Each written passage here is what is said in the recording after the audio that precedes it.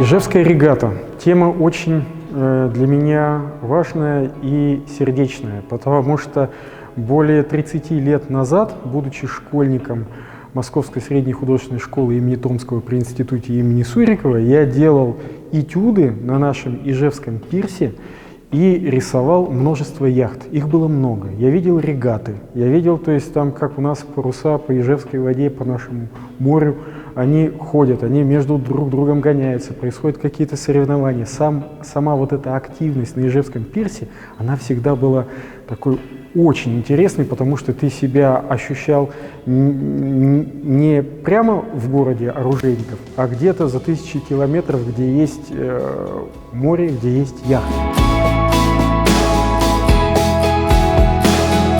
И вот когда через 30 лет регата вернулась и опять появились яхты, я считаю своим долгом гражданским, художественным об этом мероприятии как можно больше говорить. Мне очень хочется, чтобы как можно больше наших горожан, гостей столицы и кто в республике нашей живет, на этом пирсе побывали, чтобы они поучаствовали на тренировках. Это вполне себе доступное, то есть действо. И оно, главное, дает ощущение человеку, когда он может на генном уровне что-то в себе в такое откопать, чего он не знал.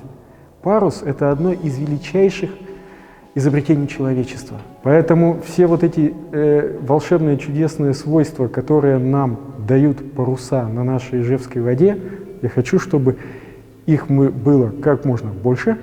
Они как фонтан, как красивая архитектура. Ты просто гуляешь по набережной Ижевского пруда, видишь паруса, тебе уже становится хорошо.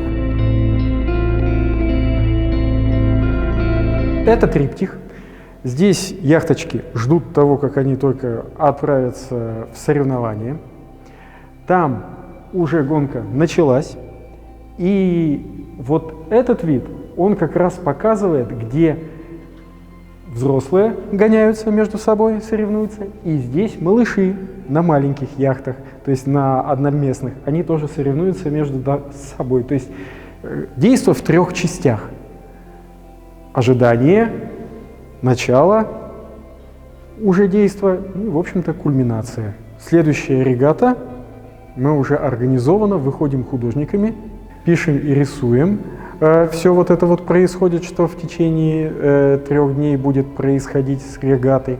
И чтобы потом уже художники имели возможность выставить свои работы и отчитаться, что у них получилось. Чудесным образом будет воплощено то, что гости столицы, когда будут приезжать сюда, чтобы они сувенирами увозили не только автоматы оружейников, там, перепечи и пельмени, а они увозили картинки с Ижевской регатой. И это будет: о, Ижевск, это Ижевск, это правда Ижевск, а это правда Ижевск.